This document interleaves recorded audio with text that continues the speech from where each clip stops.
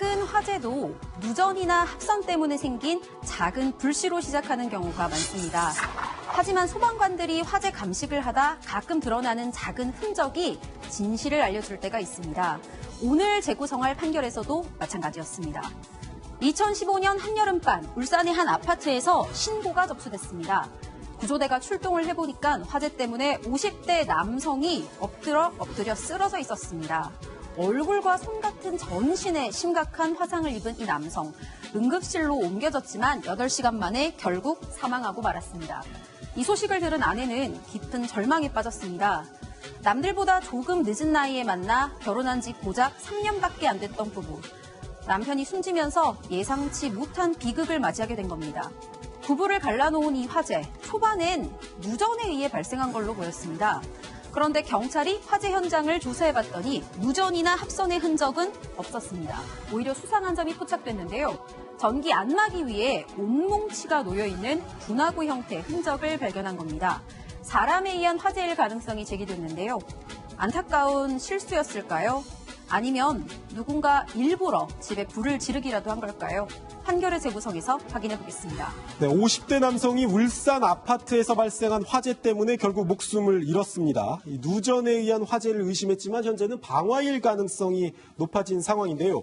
누가 왜 불을 냈는지 가려야 될 것 같습니다. 숨진 남성과 가장 가까운 사람, 그러니까 아내는 저렇게 불이 나서 남편이 사망할 동안 대체 어디 가서 있었던 건가요? 알리바이가 있었습니까? 그렇습니다. 지금 방화로 추정되고 있기 때문에 범인을 잡아야 되는데 가장 가까이 있는 아내를 용의선상에 둔 거예요. 그랬더니 아내가 진술하기에는 자기는 그 시간대에 없었다. 그러니까 알리바이, 현장 부재 증명을 했기 때문에 그걸 조사를 해봤더니 실제로 화재 나기 전에 2시간 전에 친구가 운영한 노래방에서 있었다는 거예요. CCTV를 확인했어요. CCTV에 실제적으로 2시간 전에, 화재 나기 2시간 전에 그 지인 노래방에 와서 있었기 때문에 현장에 불날 때는 없었다라고 했기 때문에 알리바이가 증명이 된 거죠. 네, 숨진 남성의 아내는 불이 났을 때 친구의 노래방에 가 있었습니다. 현장에 있지 않았다는 현장 부재 증명, 알리바이가 확인된 셈인데요. 그렇다면 이제 화재 현장에 혹시 아내 외에 수상한 사람이 있는지 확인해보는 그런 수사가 필수적이었어요. 네, 아내가 꼭 이제 알리바이만이 아니라도 아내가 함께 있었더라면 다른 정황들에 대한 진술을 할 수 있었을 텐데 현장에 없었던 것입니다. 네. 경찰은 결국 먼저 CCTV에 의존할 수밖에 없었고요. CCTV를 면밀히 관찰하다 보니 화재가 발생하기 한 10여 분 전에 한 남성이 웅크리고 있다가 좀 수상한 자세로 튀어나가는 모습을 봅니다. 아파트 밖으로? 네, 그러니까 이건 도주하는 모습이다. 뭔가 일상적인 이 주민의 모습은 아니다라고 판단을 하고 이 남성을 CCTV로 추적을 하는데 그리고 나서 이 남성이 또 전화하는 모습이 영상으로 포착이 됐어요. 네. 결국 집요하게 추적해서 이 남성을 검거합니다. 40대 남성이었거든요. 그런데 보면은 이 남성이 이 50대 남성이 사망한 그 집에 들어와서 방화를 했고 그리고 이게 누전처럼 보이게 하기 위해서 과거에 우리가 두꺼비집이라고 하죠. 이 전원 차단기를 내렸고 그리고 나서 도주를 하면서 긴 바지로 한번 갈아입고 모자도 바꿔 쓰고 옷까지 갈아입었어요. 예, 옷을 갈아입어서 모양을 좀 변화시키는 아주 수상한 정황을 내린 끝에 이제 결국은 이제 이 현장을 빠져나간 게 확인이 된 거예요. 경찰이 당연히 신문을 하지 않았겠습니까? 네. 그러니까 자신이 한 행동이 맞다라고 이야기를 했지만 입은 굳게 닫았습니다. 방화범이 체포가 됐습니다. 불을 내고 도망을 쳤고요. 누전에 의한 화재처럼 보이려고 차단기를 내려놓기도 했습니다. 도주 과정에서는 옷을 갈아입기도 하고 정말 수상한 모습을 보였는데 이 남성이 대체 누구였는지 그리고 왜 이 50대 남성의 집에 불을 냈는지 이 부분이 중요할 것 같은데요. 새로 나온 수사 상황이 있었습니까? 네, 그 40대 남성의 휴대전화 통화 내역을 조사를 한 결과 지금 이 사망한 분의 아내분과 이제 계속해서 이제 연락이 됐다는 걸 이제 파악을 했고요. 그래서 그 과정에서 이 둘이 2013년도부터 내연 관계가 있었다라는 게 밝혀졌습니다. 예, 그래서 그 이후에 이제 조사를 해보니 이 50대 남성을 살해를 하기 위해서 이제 들어가서 불을 지른 것으로 파악이 됐습니다. 그러면 불을 낸 이 남성이 아내와 주기적으로 연락을 주고받고 내연 관계를 맺고 있었고 남편이 사망하게 된 결정적 계기가 됐던 불을 지른 사람인 사실도 확인이 됐습니다. 그러면 남편만 집에 있다가 이 남성이 불을 내면서 결국 사망에 이르게 됐다는 건데 대체 화재가 난 날 무슨 일이 있었던 건가요, 권솔 기자? 사실상 범행은 화재가 난 날 그 전날부터 시작됐다고 봐야 합니다. 아내는 재판에서 끊임없이 주장을 하던 게 있었는데 내연남에게 남편을 때려달라는 제안을 했다고 말을 합니다. 남편을 때려달라고 내연남에게 제안을 한 거예요? 네, 그렇습니다. 내연남도 이 제안을 받아들이고 폭행을 하려고 대기를 했다는 거죠.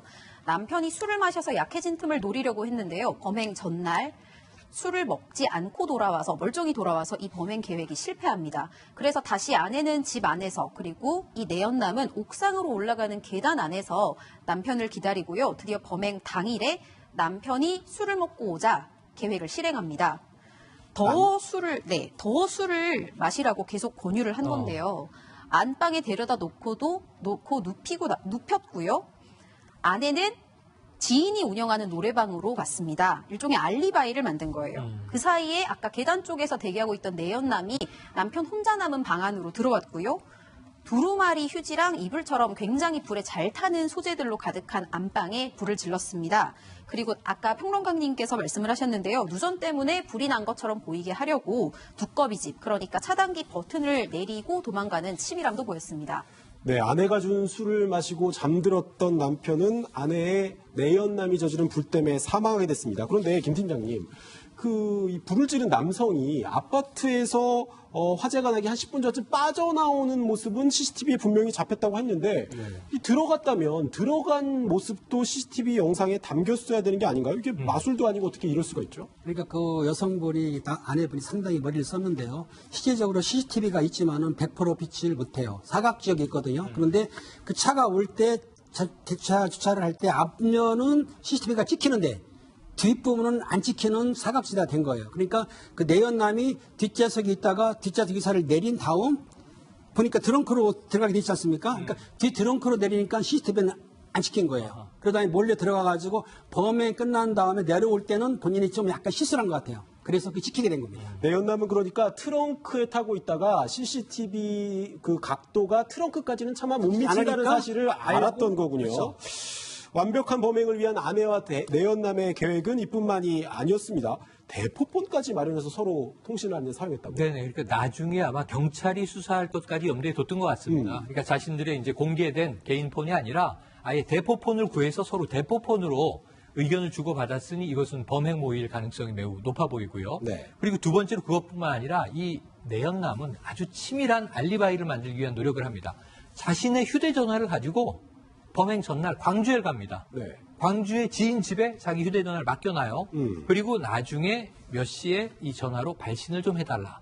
그래서 이 자신이 아니라 전화를 맡겨놓은 지인이 광주 지역에서 자신의 전화로 전화를 걸도록 유도를 한 겁니다. 그러니까 불을 낸 곳은 울산인데 자신의 광주. 휴대전화는 광주에 전혀 놓고 다른 곳이죠. 발신 기록이 있는 것처럼 하면 경찰이 나중에 수사를 해보면 이 남성이 광주에 있었구나 그럼요. 이렇게 착각하게 만들어냈다는 거예요. 그러니까 이것도 이제 위치적인 이 착시를 일으키기 위한 알리바이를 하나 만들어놨고요. 그리고 또 이 부인은 어떤 일을 했냐면 이 블랙박스에 메모리 카드를 빼버렸습니다.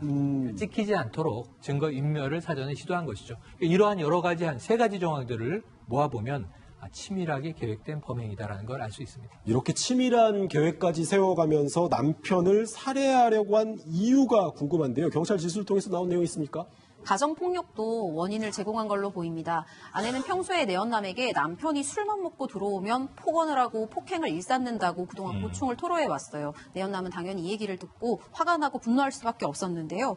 이 사람들이 생각을 하다가 남편에게 이혼을 해달라고 요구를 하게 됩니다. 그런데 남편이 이혼을 해주지 않았어요. 그래서 이 두 사람이 범행 계획을 세우게 된 거고요. 이혼을 해달라고 남편에게 아내가 요구한 시점으로부터 한 달 뒤에 이런 범행을 저질렀습니다.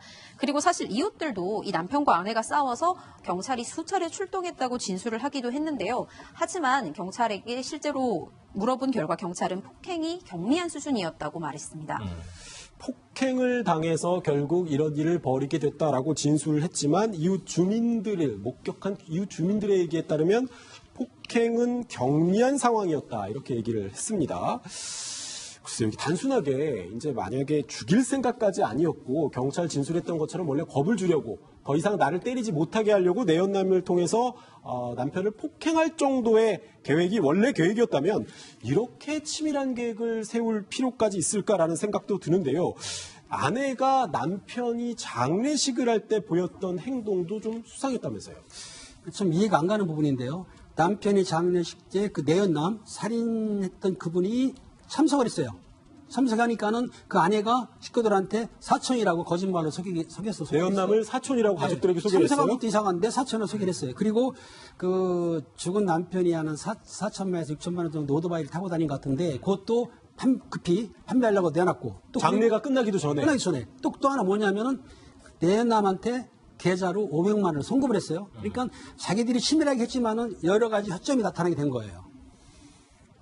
이제는 뭐 가정폭력 때문이라고 이렇게 동기를 단정할 수만은 없는 상황입니다. 다양한 가능성을 살펴봐야 하는데 그런데 경찰이 조사하는 과정에서 이 아내가 보험 설계사라는 사실이 드러났고 남편의 명의로 다수의 생명보험이 가입돼 있는 사실이 확인됐다면서요?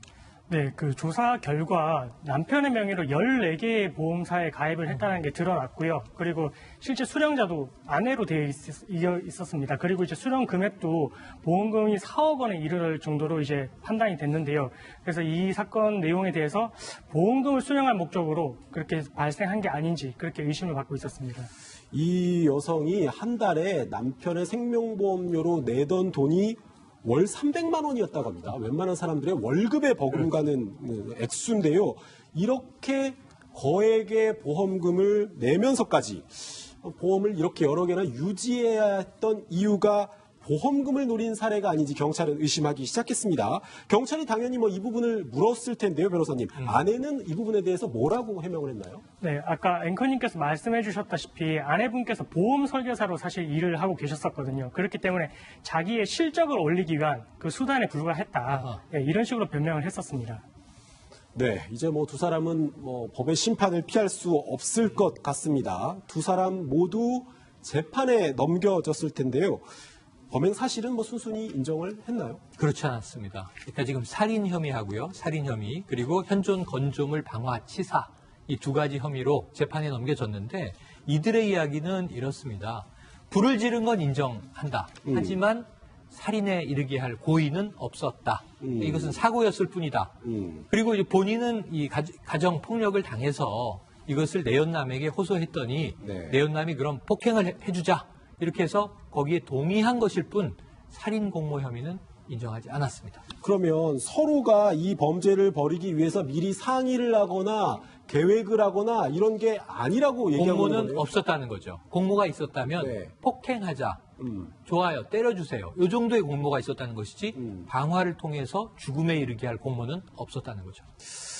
네, 두 사람은 어쨌든 불을 지른 사실까지는 인정을 했습니다. 하지만 살인을 공모했다는 부분에 대해서는 한사코 인정을 하지 않았는데요. 결국 뭐 재판에서도 이 살인이 고의냐 아니면 불을 질렀는데 결과적으로 남편이 사망에 이르게 했느냐 이 부분이 쟁점이 됐을 것 같아요. 재판부는 이 부분에 대해서 꼼꼼히 살펴봤겠죠? 네, 재판부가 판단을 했는데요. 사실 이 사건 당시 방 안에 연소되기 쉬웠던 물건들이 다수 있었고 그렇기 때문에 불을 질렀을 때 충분히 질식에까지 이를 수 있다. 그래서 예견 가능성이 있다라고 판단을 했기 때문에 미필적 고의가 아니라 확정적 고의가 있는 것으로 재판부는 판단을 했습니다. 그렇다면 이렇게 불을 내면 남편이 충분히 사망에 이를 걸 알면서도 불을 낸 것이고 또 단순히 이게 내가 방치하지 않으면 내가 방치하면 이런 상황에 처할 수도 있겠다가 아니라 이렇게 하면 남성을 죽일 수 있겠다 이런 심증을 갖고 이 범행을 했다 이렇게 봤다는 거군요 재판부는. 그렇군요. 이 보험금을 노리고 범행을 저질렀다. 이 부분에 대해서도 이제 뭐 논란이 됐을 것 같은데 이 부분에 대해서는 재판부는 어떻게 판단했어요? 가능성이 높다고 봤습니다. 저는 이 사람들한테 좀 물어보고 싶어요. 그럼 사람을 만취하게 해서 잠들게 해놓고 불을 지르면 어떻게 될 거라고 생각을 한 겁니까? 이건 폭행이라고 우리가 얘기하는 것과 완전히 다른 상황이죠. 그런데 거기에 누전 차단기가 내려져 있었어요. 그러니까 이게 뭔가 누전에 의한 실화로 보이게 해서 사고사로 위장하려고 했던 것 아니냐? 사고사로. 왜? 보험금을 편취하기 위해서. 여기에 대해서는 재판부는 강한 의심이 든다고 했어요. 지금 1년의 정황이 자, 이 여성은 알리바이를 만들고 내연남은 몰래 들어오고 그리고 불을 붙였는데 이것은 사람이 방어한 게 아니라 누전에 의한 실화처럼 보이도록 꾸민 정황이 역력하고 그렇다면 왜 그랬을까? 결국은 목적은 돈일 것이라는데 재판부는 강한 개연성을 제기합니다. 네, 경찰이 수사 내용을 보면 남편이 화재 때문에 사망했다는 소식을 전화를 통해서 듣고 나오는 여성의 모습이 전혀 당황하는 모습이 아니었다고 해요. 벌써 이미 예견된 죽음이라는 걸 알고 있었다. 이렇게 판단했을 텐데요. 결국 재판부는 두 사람에게 어떤 처벌을 내리기로 했나요? 네, 재판부는 범행 수법이 잔혹하고 그리고 그 다수의 사람들이 거주하는 아파트에 불을 질러서 그렇게 이제 어떻게 보면 결과까지도 치밀하게 계획을 했기 때문에 아내와 그 내연남에게 징역 30년의 형을 선고를 했습니다. 두 사람 모두 징역 30년형이 선고된 거군요. 그런데 재판 내내 공모하지 않았다, 죽일 의도가 없었다라고 했던 사람들이니까 1심 재판 결과를 순수하게 받아들였을 것 같지는 않은데요. 네, 두 사람 모두 형이 너무 부당하다, 징역 30년은 너무 무겁다 말을 하면서 항소를 했습니다. 특히 제가 참 눈여겨봤던 점은 그러면 재판부가 남편에게 너 왜 내연남에게 왜 남편 혼자 있는 방에 들어가려고 했냐 이렇게 물어본 거예요. 이 내연남이 강아지를 보려고 들어간 거였다. 강아지를 보려고 들어갔다. 네, 이렇게 말을 해요. 그러면서 절대로 고의적으로 이 남편을 죽이려고 했던 것은 아니라고 주장을 하는데요. 아까 말씀했던 것처럼 정말 이 두 사람 치밀하게 계획을 했잖아요. 대포폰을 사용했고요. CCTV 사각지대를 노렸고 마지막으로 노래방도 가는 모습을 네. 보였습니다. 그런데 이 노래방 사실 그때 개업도 안 한 노래방이었거든요. 아하. 그러니까 재판부 입장에서는 이 두 사람이 방화와 살인을 공모한 걸로 봐야 한다고 말을 한 거고요. 징역 30년을 각각 선고했던 1심을 그대로 확정했습니다. 아하. 네, 2심에서도 징역 30년이 확정됐네요. 이 내연남과의 관계를 통해서 부부 사이에 믿음을 저버린 것도 모자라서 방화를 누전사고로 위장해 남편을 살해한 남녀. 법원은 우리 공동체가 도저히 참을 수 없을 정도의 반사회적 범죄라면서 두 사람 모두에게 징역 30년형을 선고했습니다. 판결의 재구성이었고요. 저희는 60초 뒤에 실종자 찾기로 돌아오겠습니다.